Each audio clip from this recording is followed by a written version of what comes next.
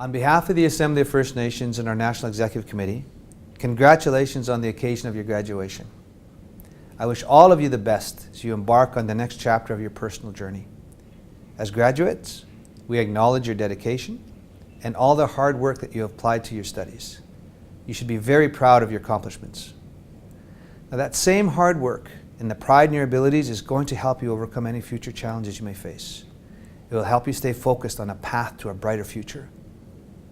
To all the teachers, the educators and parents out there, a special thank you for all you do to support and nurture our young generation of learners.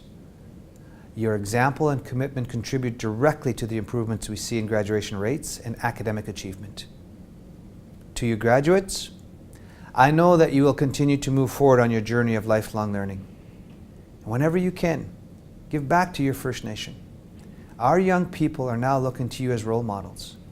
Walk and act in healthy ways so your younger relatives can follow your clean path in a good way.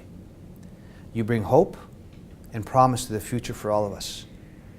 Take pride in who you are as First Nations people and all that you can offer. I hope that you have a great summer, and I wish you all the best as you begin a new and exciting journey. Kinashkum Tinawa.